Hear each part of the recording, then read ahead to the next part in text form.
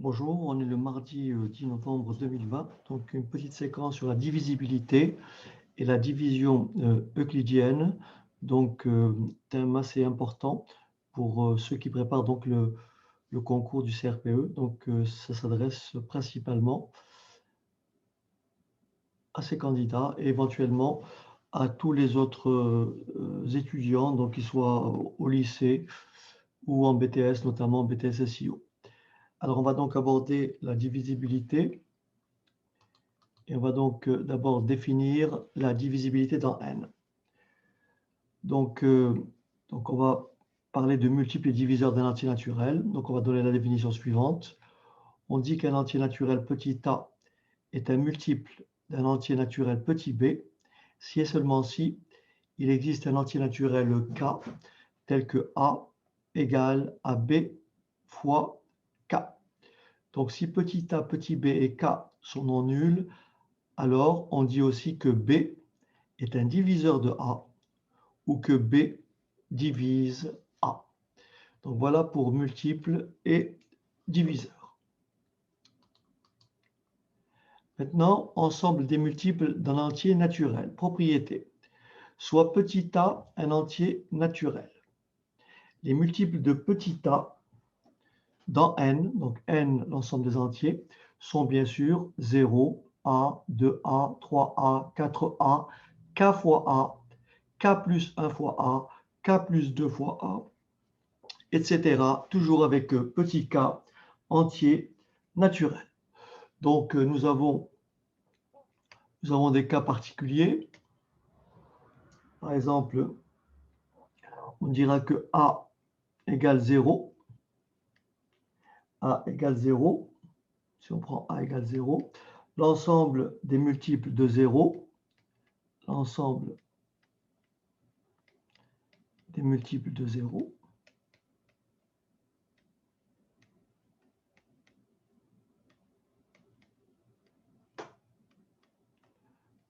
l'ensemble des multiples de 0, et il contient un seul élément, l'élément 0.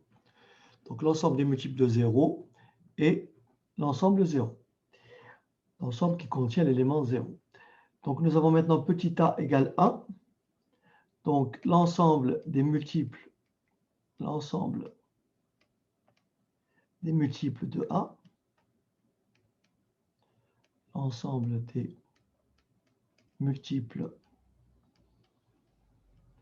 1, c'est tout simplement, et l'ensemble n lui-même. C'est l'ensemble n lui-même.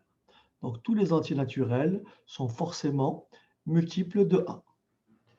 Donc voilà pour l'ensemble des multiples d'un entier naturel. Alors on va passer maintenant à la rubrique suivante. C'est propriété de la relation divise. D'abord, première propriété. Tout entier naturel divise lui-même. En effet, la démonstration est très simple. On a bien A égale à A fois A. D'accord? Donc on a bien A égale à A fois 1. Donc, A divise A. D'accord? Puisqu'il existe un entier K tel que A égale à A fois K. Donc ici, on a bien A divise A.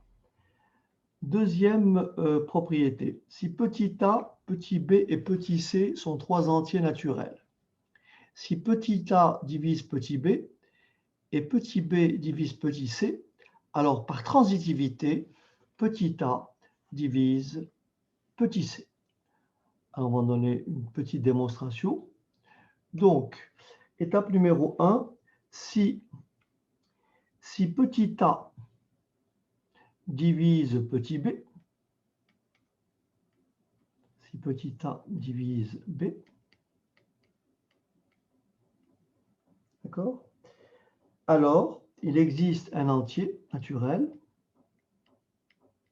Alors, il existe un entier naturel, un entier naturel K1 tel que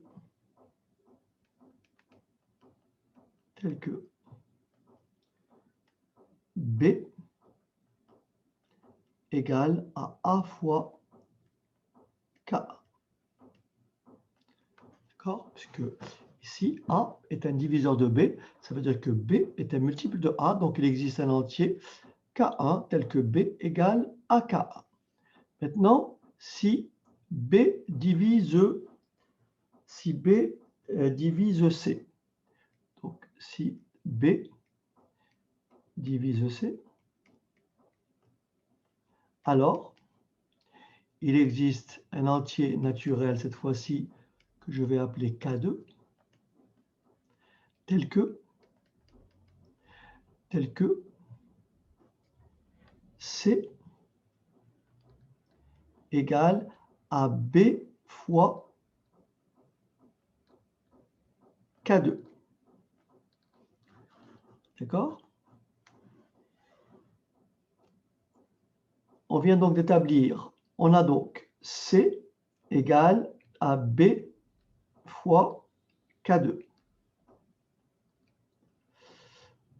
On a C égale à B fois K2, mais on sait que B est égal à A fois K1, ce qui implique que C est égal à A fois K1, donc ça c'est B, que multiplie, alors attention là j'ai mis K2, c'est plutôt K indice 2, hein, pour ne pas se tromper. Donc j'ai remplacé B par sa valeur qui est AK1, ça me fait donc C égale A fois K1 fois K2. Bon, la multiplication, elle est à la fois commutative et associative, et j'en déduis donc,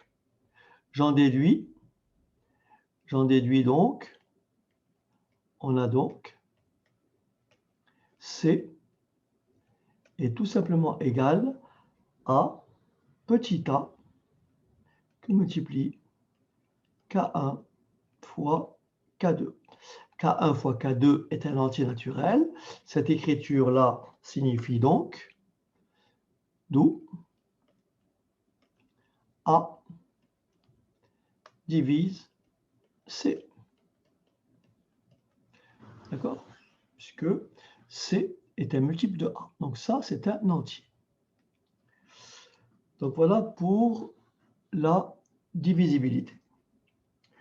On va maintenant passer à la division euclidienne.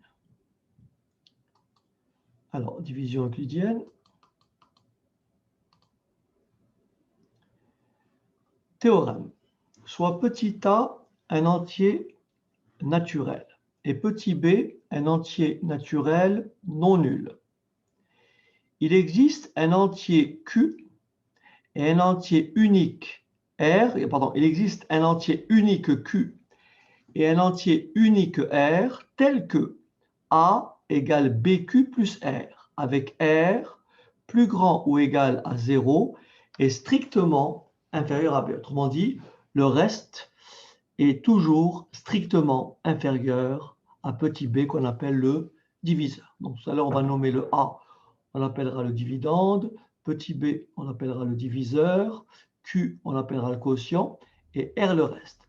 Dans une division euclidienne, le reste est toujours strictement inférieur à B, donc strictement inférieur au diviseur. Et donc là, on me dit qu'il existe un entier unique Q et un entier unique R. On va dans un premier temps montrer qu'il existe Q et R. Et ensuite, on va montrer que Q et R sont bien sûr uniques. Alors, on va commencer d'abord par l'existence. Donc, si je prends les multiples de B dans N, donc les multiples de B, c'est donc les multiples de B.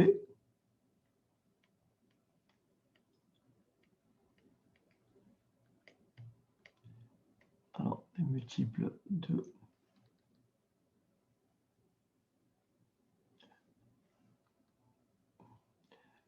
multiples de B dans N, travaille avec l'ensemble des entiers naturels, sont donc 0, B, 2B, 3B, K-1 fois B, K fois B, K plus 1 fois B, etc., etc. D'accord? Bien sûr, K entier naturel. Non nul. D'accord? K appartient à N étoiles. Donc, premier cas, si A est un multiple, de B, il y a deux cas. Soit A est un multiple de B, soit petit a n'est pas un multiple de B. Donc, si petit a est un multiple de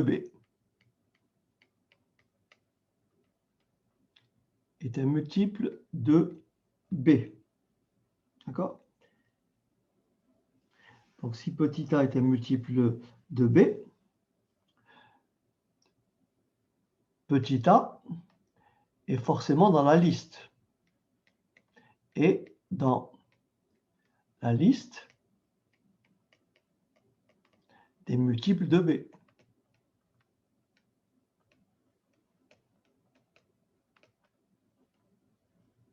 Autrement dit, petit a, c'est un de ces entiers. Hein? Donc, petit a, c'est un de ces entiers. On peut donc dire qu'il existe. Il existe donc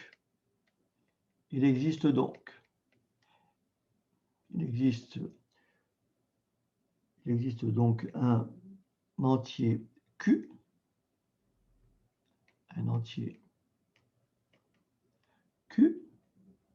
tel que A égale à B fois Q.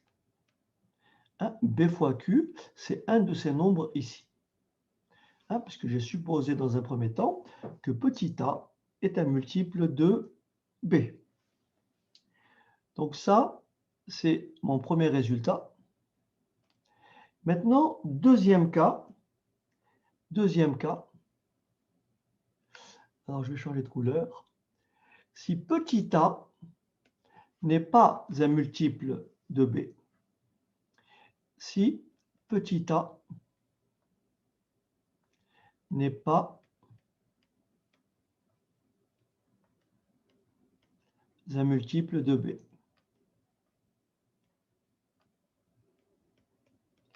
Donc, si petit a n'est pas un multiple de B,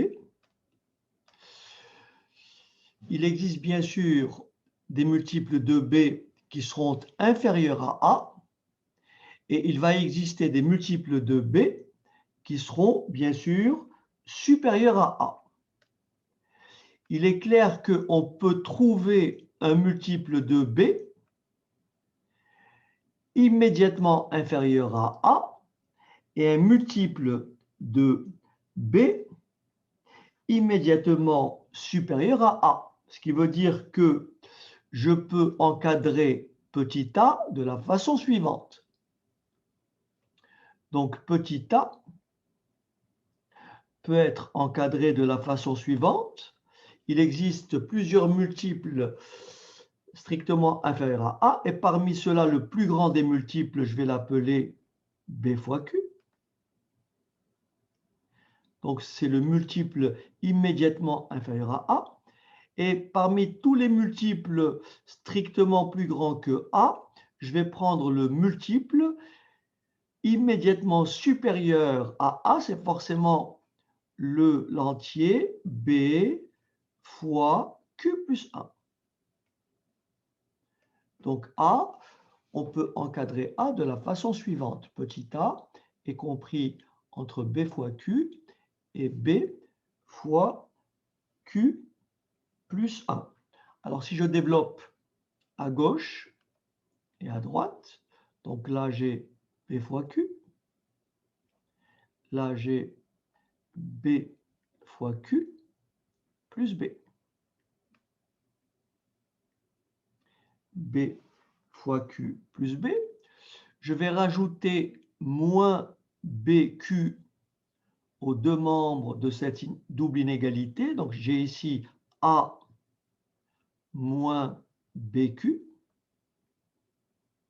qui est compris entre, attention, A moins BQ.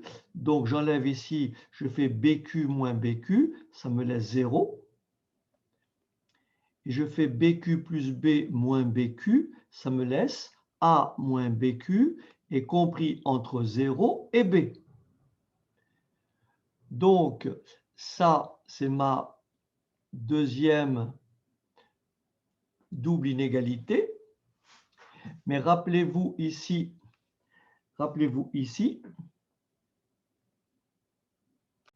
donc ici, ce que j'ai omis de faire, c'est que j'ai vu que A est égal à B fois Q. Donc, si je combine cette égalité et cette double inégalité, je peux convertir A strictement plus grand que B, BQ, en A plus grand ou égal à B fois Q. Et donc là, ça me laisse plus grand ou égal, et ça me permet d'encadrer et d'écrire que A moins BQ est compris entre 0 et B, bien sûr. A moins BQ est plus grand ou égal à 0. Alors maintenant, ce que je vais faire, donc je vais reprendre un tout petit peu plus haut ici. Donc, qu'est-ce que je vais faire? On va posons, là, je vais changer de couleur, posons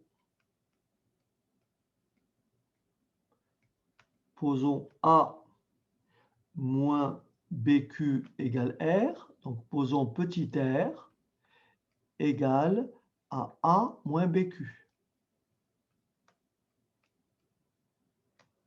Posons petit r égale à A moins BQ. On obtient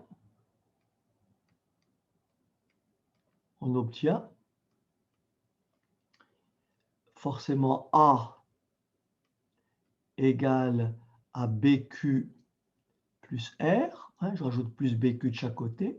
Donc A égale à BQ plus R, avec, bien entendu, avec A moins BQ, on a posé que c'est égal à R, avec A moins BQ, donc avec R, plus grand ou égal à 0, est strictement inférieur à B. Donc, on vient de montrer l'existence d'un réel Q, d'un entier Q et d'un entier R, vérifiant donc cette condition. Donc ça, c'est pour démontrer l'existence. On va maintenant démontrer que Q et R sont uniques. Donc on va passer à l'unicité de Q et de R. Autrement dit, on va démontrer que cette écriture-là est tout simplement unique. Alors je vais effacer. Donc en fait ici, l'unicité, je la ramène de ce côté. Et donc on va démontrer l'unicité. On vient de montrer l'existence. On va maintenant démontrer l'unicité. Alors voilà ce qu'on va dire. On va dire ceci.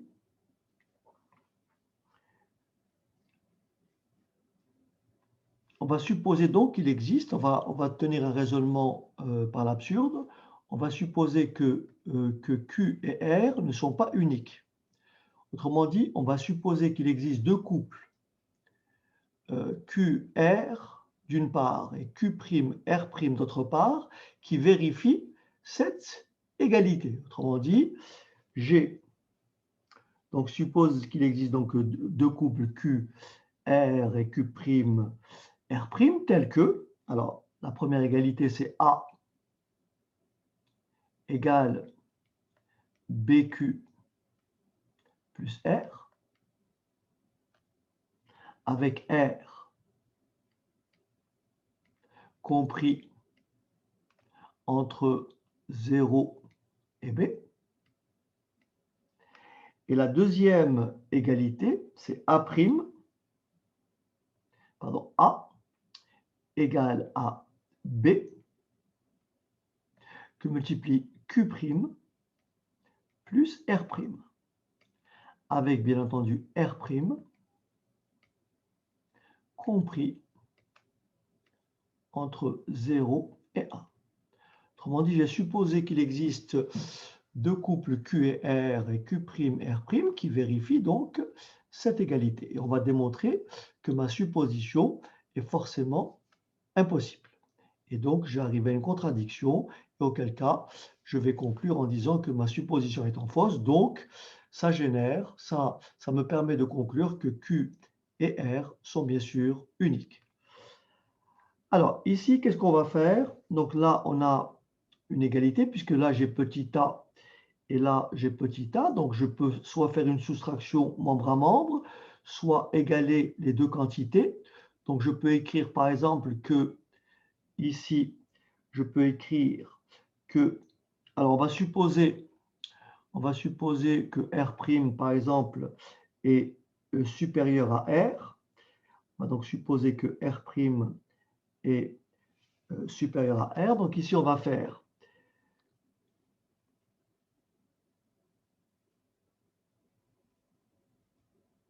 alors donc supposons R'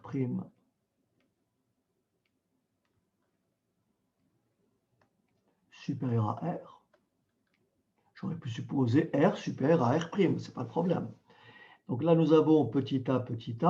Je peux donc écrire que BQ'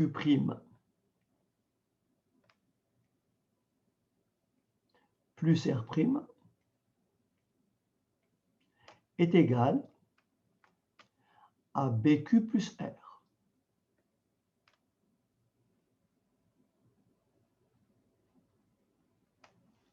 Très bien. Je peux bien entendu ajouter moins BQ' à gauche, moins BQ' à droite. Et je peux rajouter ici moins R à gauche et moins R à droite. Ce qui va me donner, je reprends mon calcul ici, ce qui va me donner R'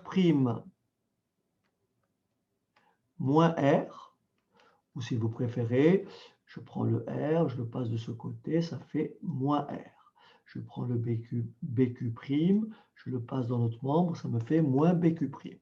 Ce qui me donne R' moins R égale BQ moins BQ'. Ce qui veut dire que R' moins R est égal à B facteur, je mets B en facteur, facteur de Q moins Q'. Alors cette écriture est intéressante. Comme on a supposé que R' est supérieur à R, ça veut dire quoi ici, cette relation? Qu'est-ce qu'elle traduit? Que R' moins R, qui est égal à B fois un entier, donc R' moins R, n'est-ce pas, est un multiple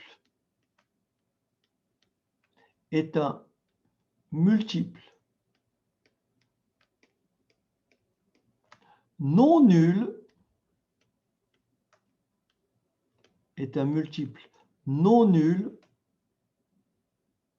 de B.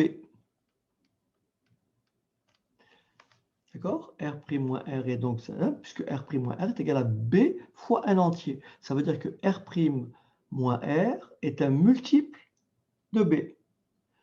Or, c'est impossible. D'accord? R' moins R est un multiple non nul de B et bien sûr impossible.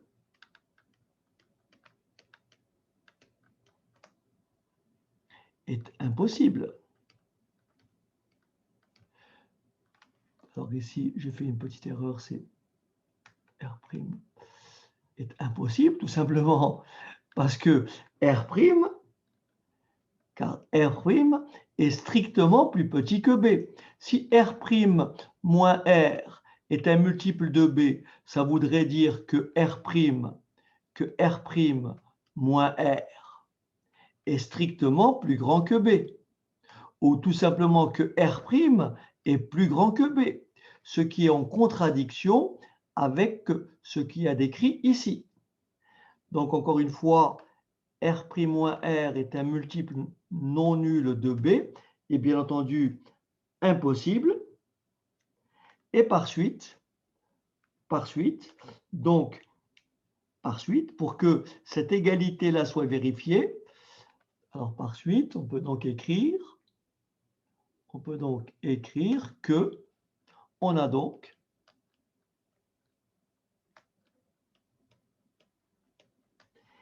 R' moins R.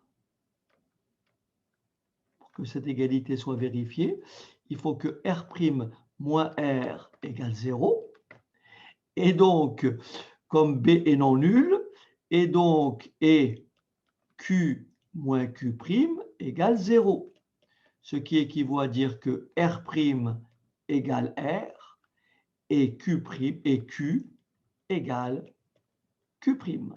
Ce qui effectivement montre l'unicité de R et de Q.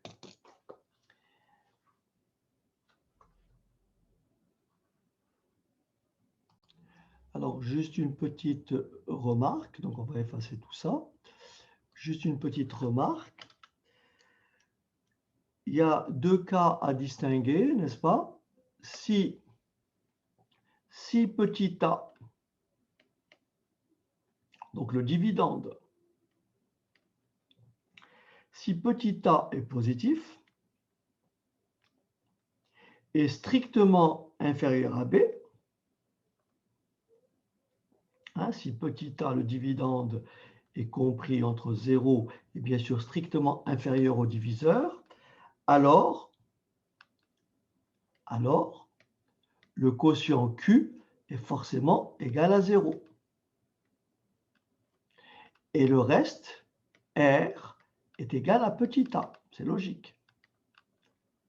Hein, si vous divisez 7 par 13, il y va 0 fois et il reste 7. Autrement dit, le quotient, c'est 0 et le reste est tout simplement égal à petit a. Maintenant, si le reste est nul, si petit r égale 0, alors petit a est un multiple de b. Alors petit a est un multiple de petit b. Et Q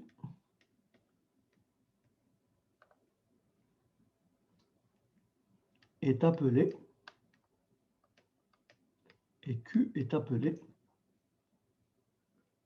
quotient exact.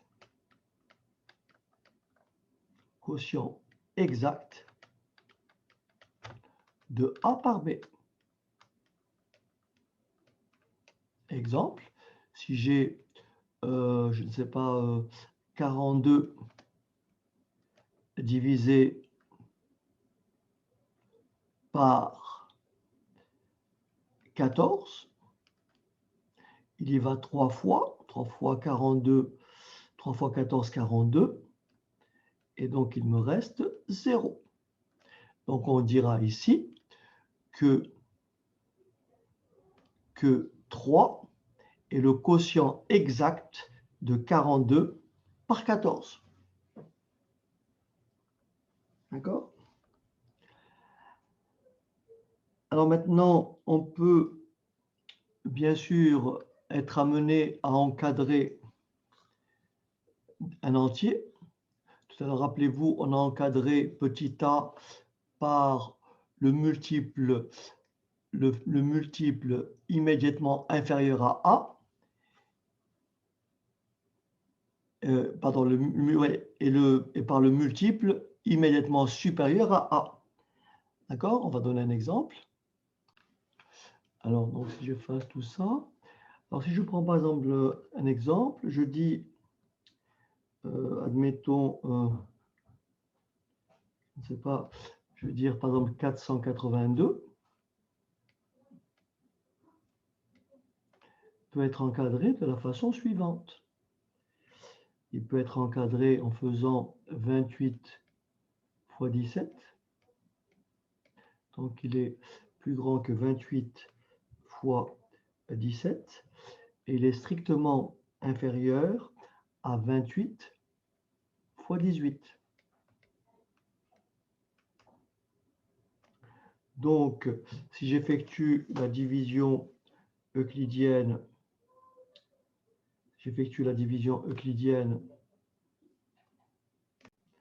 de 482 par 28, ça me donne 482 est égal à 28 que multiplie 17 plus 6.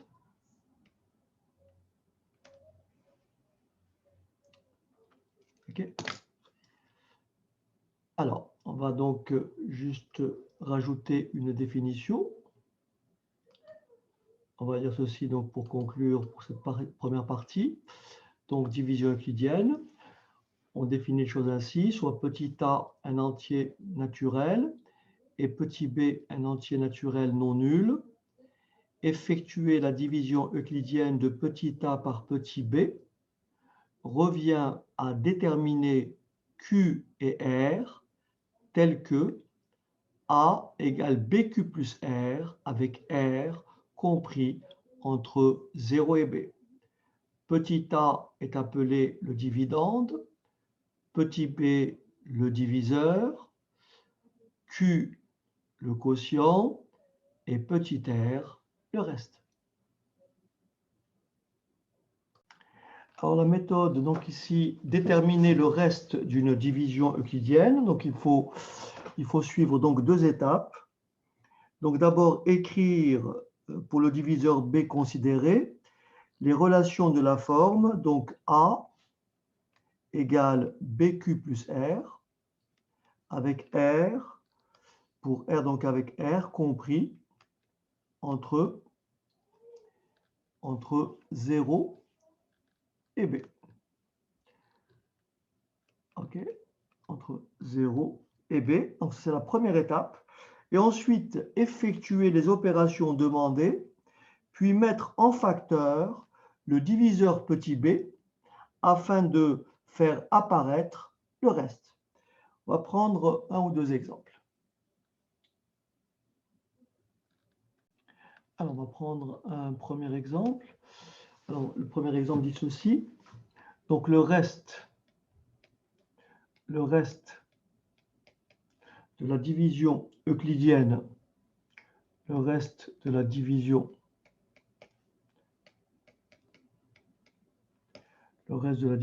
euclidienne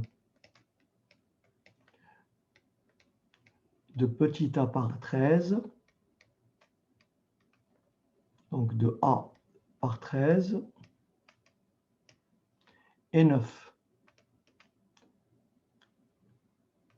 D'accord?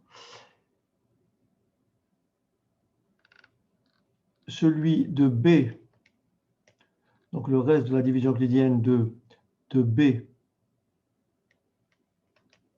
par 13 et 11. Ça veut dire quoi? Ça veut dire que si je divise A par 13, j'ai pour reste 9. Et si je divise B par 13, j'ai pour reste 11. Question. Déterminer le reste. Déterminer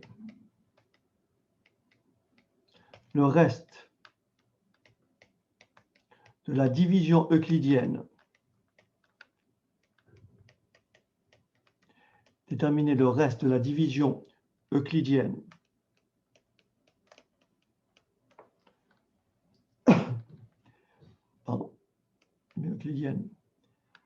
par 13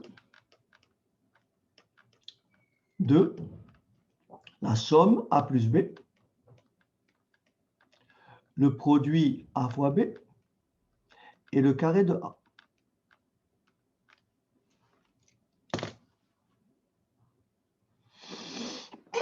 Pardon.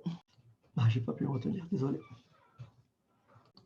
Ok, je vais essayer d'écrire l'énoncé plus proprement. D'accord.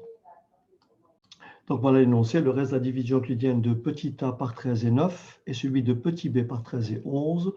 Déterminer le reste de la division euclidienne par 13 de a plus b, de a fois b et de a au carré. Donc étape numéro 1, on va donc écrire la division euclidienne de a par 13 et b par 13. On a donc petit a égale 13 fois Q plus le reste qui est égal à 9.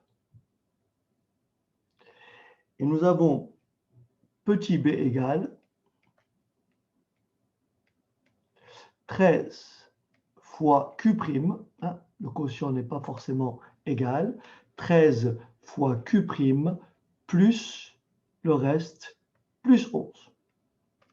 Donc là, bien sûr, c'est bien l'écriture algébrique d'une division euclidienne. 9 étant strictement inférieur à 13 et 11 est strictement inférieur à 13.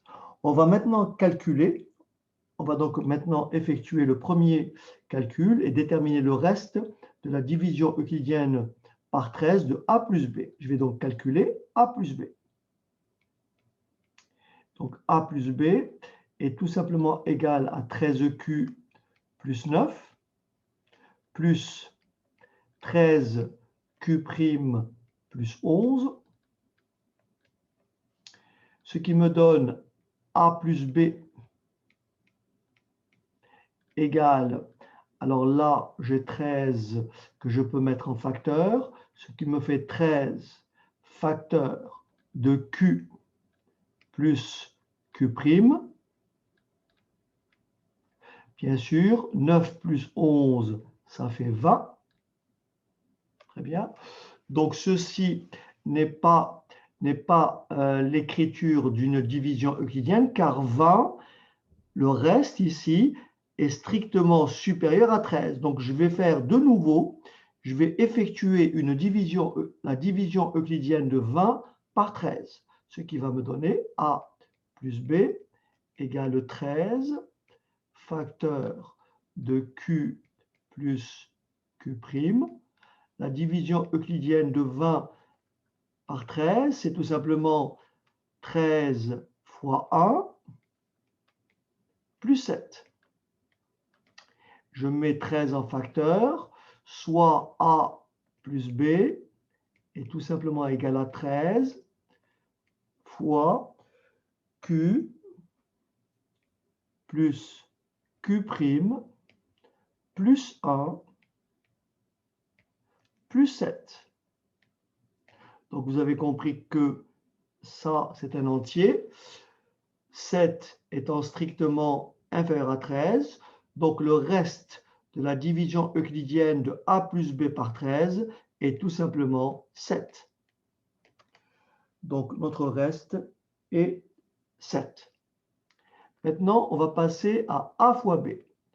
Alors ça va être un petit peu plus long. Donc je vais effectuer mon opération. Donc je vais faire multiplier A par B, ce qui va me donner tout simplement. Alors, en attendant, je peux vous laisser le faire.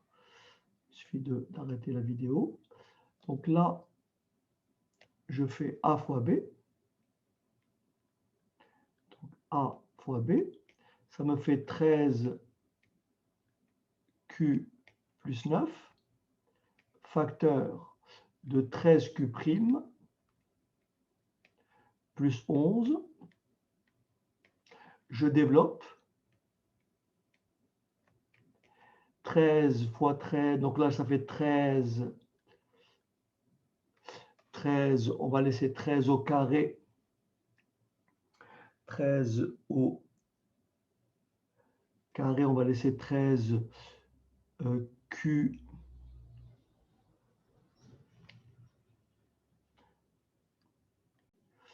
Alors, 13 donc au carré Q fois Q'.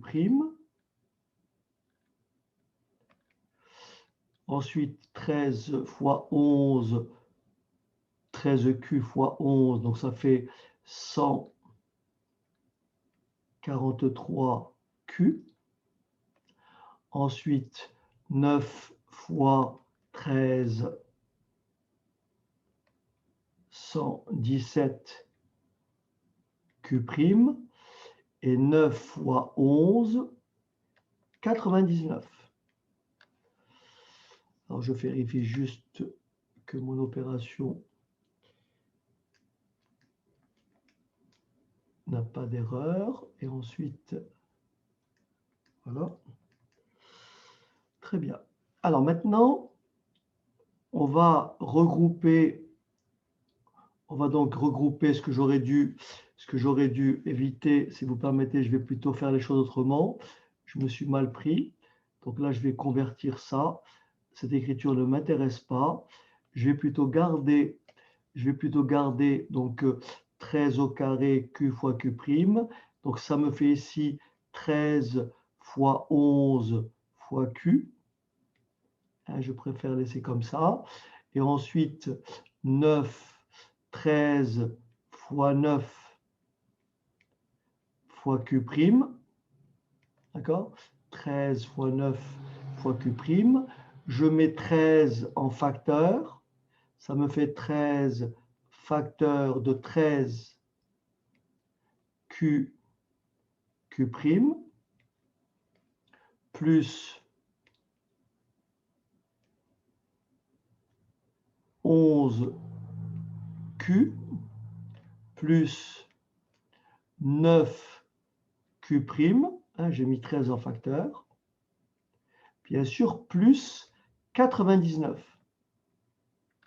Et bien sûr, maintenant, il faut effectuer la division euclidienne de 99 par 13. Plus 11Q, plus 9Q'. Et la division euclidienne de 99 par 13 est tout simplement égale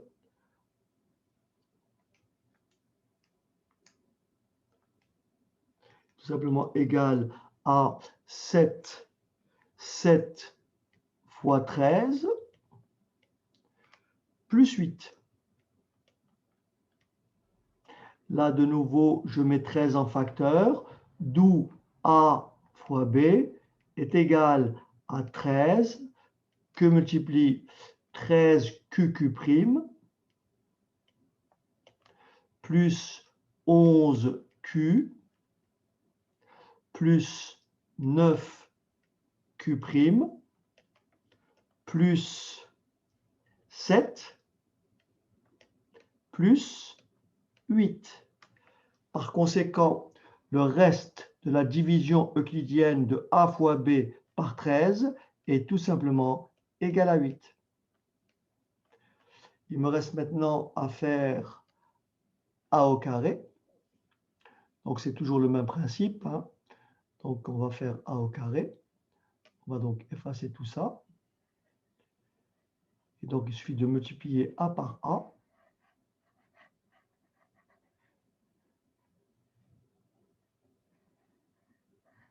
Alors, on y va. Donc, ici, j'ai A au carré qui est tout simplement égal à 13Q plus 9 au carré. J'applique identité remarquable, A carré, 13 au carré, Q au carré, plus le double produit de, je vais commencer, oui, 2 fois 13Q fois 9 plus 9 au carré. Ensuite, vous avez compris, je mets 13 en facteur, toujours le même principe. 13 en facteur. Facteur de combien? De 13q au carré.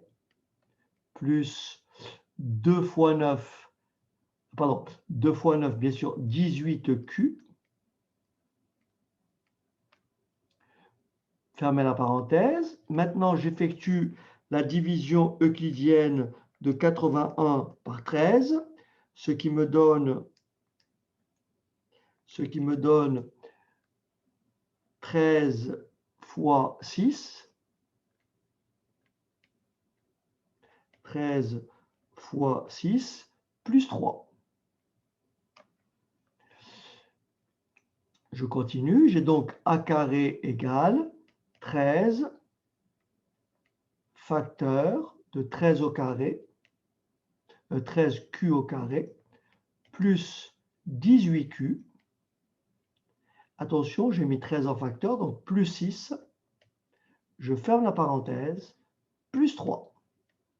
Donc ça, bien sûr, c'est mon quotient. Et donc, le reste de la division euclidienne de a carré par 13 est tout simplement égal à 3.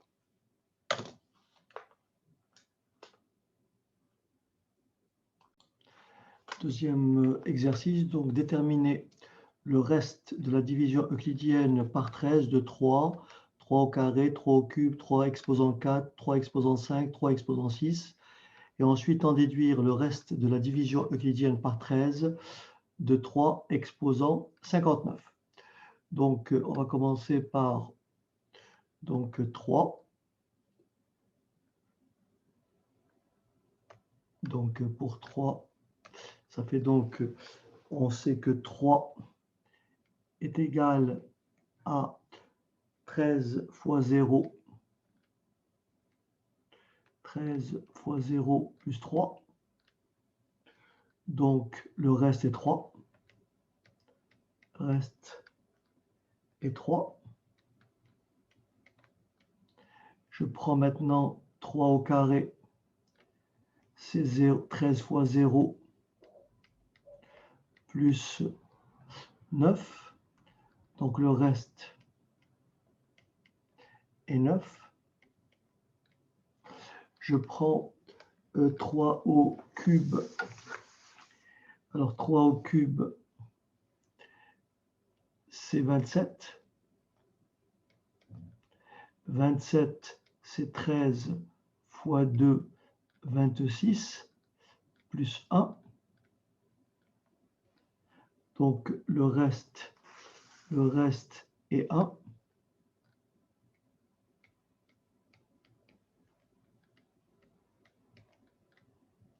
Je passe à 3 exposant 4, qui est égal à 81. Donc, c'est 13 fois 6, 78, plus 3. Donc, le reste est 3. Je passe à 3 exposant 5, c'est-à-dire à 243. Donc, le reste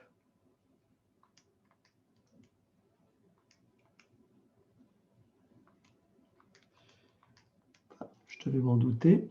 Donc, le reste, donc ça fait 13 fois 18 plus 9. Donc, le reste est 9. Et maintenant, je passe à 3 exposant 6. Alors, 3 exposant 6. Donc là, ça me fait 13 fois 56.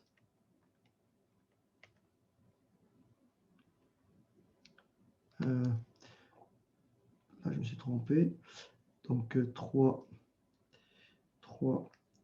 exposant 6.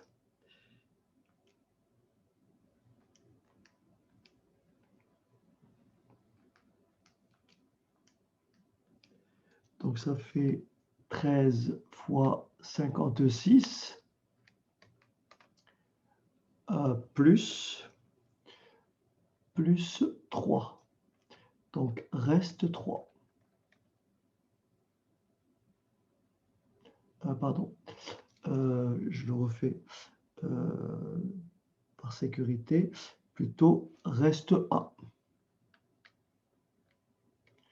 Et donc là, qu'est-ce qu'on remarque? Regardez les restes, comment ils viennent. Vous avez 3, 9, 1, 3, 9, 1. Si vous continuez 3 puissance 7, ça fera 3. 3 puissance 8, ça fera 9. 3 puissance 9, ça fera 1, et ainsi de suite. On a donc ici une période égale à 1. Pardon, une période égale à 3. On a donc une période égale à 3. Donc je répète, si par exemple je calcule, je continue 3 exposant 7, et bien le reste sera égal à 3. 3 exposant 8, le reste sera égal à 9. 3 exposant 9, le reste sera égal à 1. Et ainsi de suite. Et donc, la période, encore une fois, on a une période égale à 3. Période égale à 3. On me demande quel est le reste de la division euclidienne de 3 exposant 59 par 13.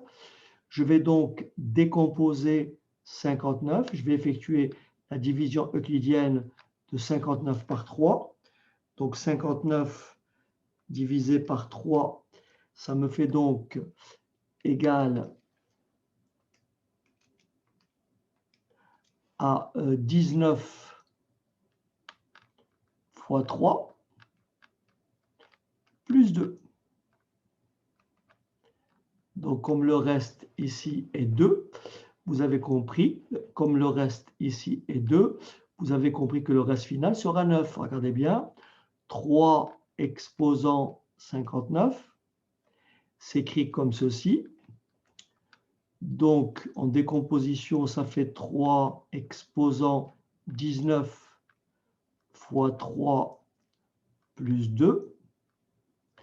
J'applique la règle sur les puissances, ce qui me fait 3 exposant 19 fois 3, que multiplie 3 au carré. D'accord? Donc, je peux réécrire ceci ainsi. 3 au cube exposant 19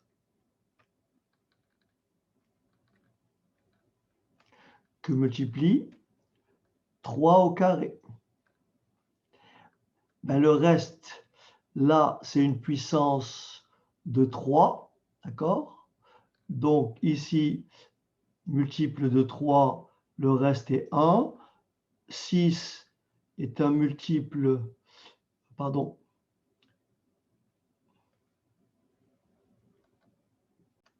Donc ici, je vais déplacer, je crois que j'ai fait une petite erreur d'écriture. Je vais déplacer ça juste un petit peu. Voilà. Donc là, en fait ici, alors, donc là, le calcul, ce n'est pas du tout 3, puisque le reste, c'est forcément 1. C'est la raison pour laquelle après, ça reprend 3, 9, 1. 3, 9, 1. Donc ici, vous avez un multiple de 3, donc ça fait 1. 6 est un multiple de 3, donc là, ça fait 1. Donc ici, le reste, c'est 1. Et on reprend ici à combien? À 9. Par conséquent, le reste de la division euclidienne de 3 exposant 59 par 13 est tout simplement égale à 9. Reste égale à 9. Donc en fait, ici, si vous avez 3 exposant 3n, donc si là j'ai un multiple de 3, le reste est forcément 1. Si j'ai la forme 3 exposant 3n,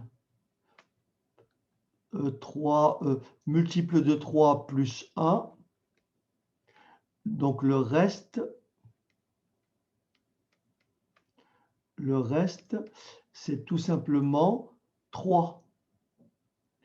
Et enfin, si j'ai 3 exposant 3n plus 2, le reste est tout simplement égal à 9. Donc 0, pardon, 0,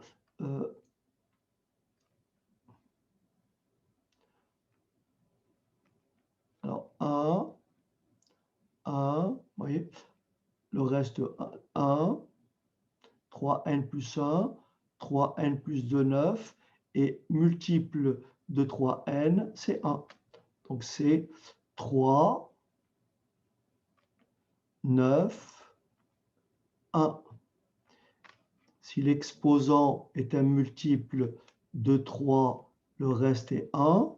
Si l'exposant est un multiple de 3 plus 2, le reste est 9. Si l'exposant est un multiple de 3 plus 1, le reste est 3. Donc ici, 3 exposant 59, c'est 3 exposant 3 fois 19 plus 2. Donc le reste, c'est 9. Si j'avais eu 3 exposant 60, le reste aurait été tout simplement 1. Parce que 60 est un multiple de 3. Si l'exposant avait été 3 exposant 61, le reste aurait été 3. Très bien, donc dernier point de la séquence. Donc on va montrer par exemple une méthode pour montrer que un entier b divise petit a. Exercice, démontrer que pour tout entier petit n, 6 est un diviseur de n au cube moins n. Bon, très vite par inspection, vous voyez bien que si je remplace n par 1, ça fait n au cube moins 1, ça fait 0. Donc 6 est bien un diviseur de 0. Je remplace n par 2, ça fait 2 au cube, ça fait 8. 8 moins 2, ça fait 6, etc. Donc 6 est bien un diviseur de n au cube moins n. Alors maintenant, comment je fais pour démontrer que 6 est un diviseur de n au cube moins n? Je vais réécrire n au cube. Je vais donc présenter n au cube sous la forme d'un produit de facteurs. N au cube moins n est tout simplement égal à n facteur de n au carré moins 1. Ensuite, n au carré moins 1 est de la forme a carré moins b carré, ce que je peux donc écrire comme étant n facteur de n plus 1 facteur de n moins 1. Ou si je les ordonne, je peux écrire que n au cube moins n est tout simplement égal à n moins 1 facteur de n facteur de n plus 1. Maintenant, on va essayer de démontrer que ce nombre-là est divisible par 6. 6 est bien entendu égal à 2 fois 3. 2 et 3 sont deux entiers premiers entre eux. Ce sont deux nombres premiers entre eux. Autrement dit, si j'arrive à démontrer que n au cube moins n est à la fois divisible par 2 et divisible par 3, j'aurais montré qu'il est divisible par 6. Démontrer qu'il est divisible par 2 est très simple, puisqu'on sait que deux entiers consécutifs, deux entiers consécutifs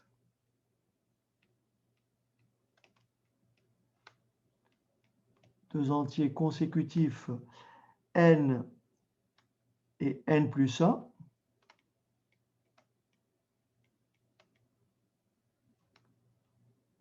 donc des deux entiers consécutifs n et n plus 1, n'est-ce pas? L'un d'eux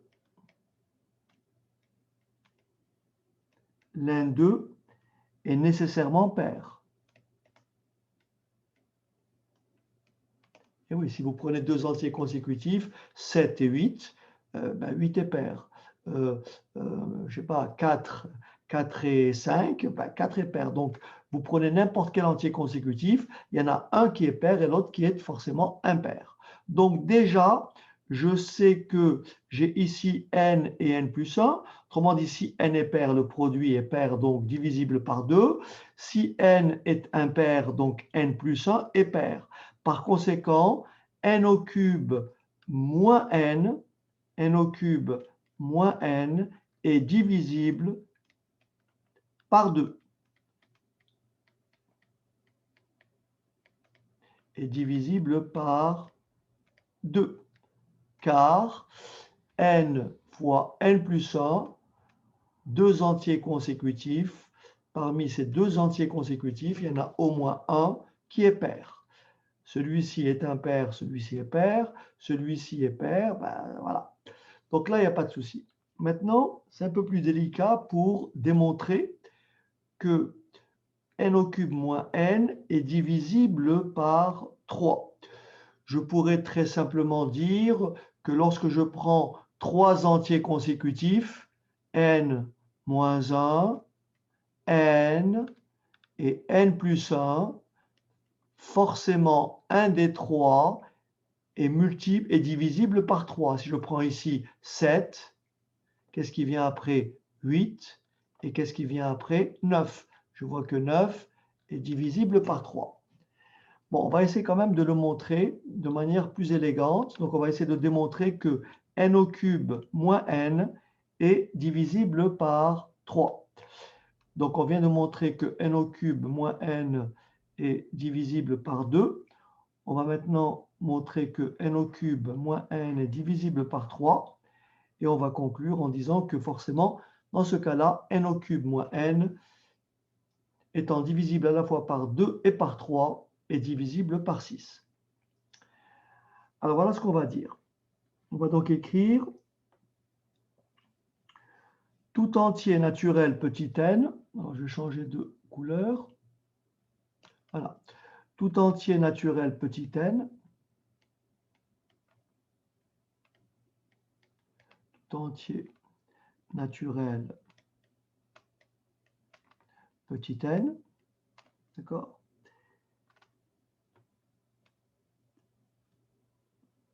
Peut s'écrire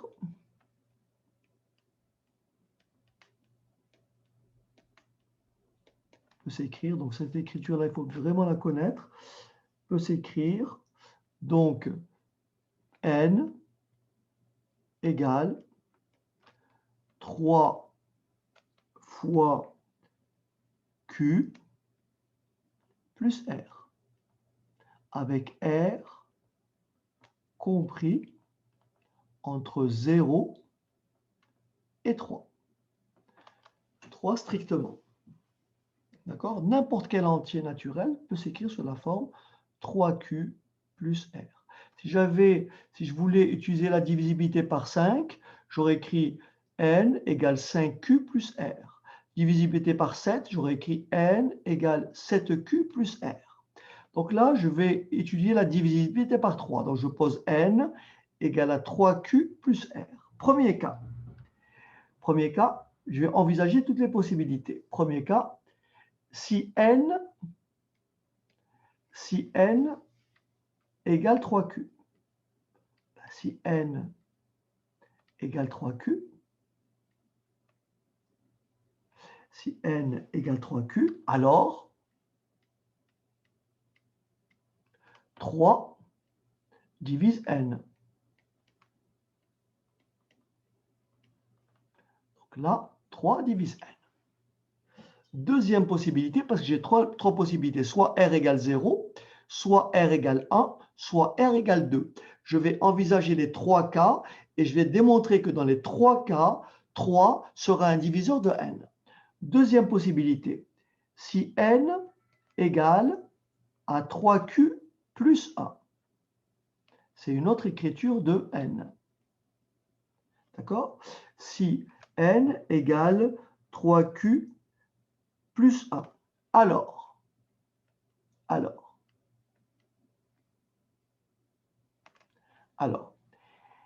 n moins 1, parce que rappelez-vous le nombre que l'on cherche, c'est n moins 1 fois n plus 1.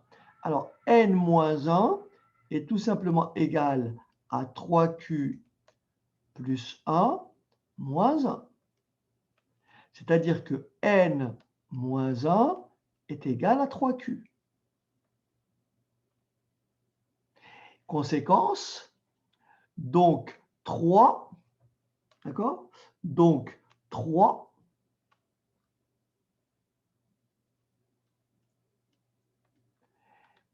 divise n-1. Donc 3 divise n-1. Troisième possibilité, on a envisagé r égale 0, r égale 1. Il me reste le troisième cas, si r égale 2, donc n est tout simplement égal à 3q plus 2. Et si n est égal à 3q plus 2, alors n plus 1 est égal à 3q plus 2 plus 1, c'est-à-dire à 3q plus 3. Je mets 3 en facteur, ce qui fait 3 facteurs de q plus 1. Je viens de montrer que n plus 1 est égal à 3 fois q plus 1. Donc, 3 divise n plus 1. Faisons maintenant un résumé. On a vu que 3 divise n. S'il ne divise pas n, on a montré que 3 divise n moins 1. Et troisième possibilité, on vient de montrer que 3 divise n plus 1. Autrement dit, quelle que soit la valeur de petit n, je suis sûr que parmi ces trois facteurs, il y a nécessairement un multiple de 3. Donc, n au cube moins n est divisible par 2. N au cube moins n est divisible par 3. Comme 2 et 3 sont premiers entre eux, alors n au cube moins n est bien divisible par 6. N au cube moins n est bien sûr divisible par 6.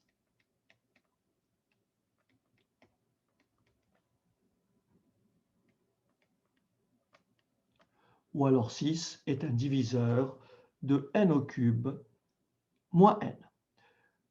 Voilà pour une séquence qui, à mon sens, revêt une certaine importance, surtout pour ceux et celles qui préparent donc le concours du CRPE.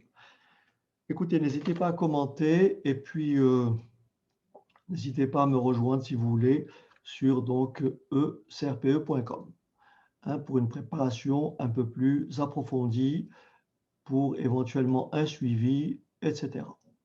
Je vous dis à une prochaine séquence.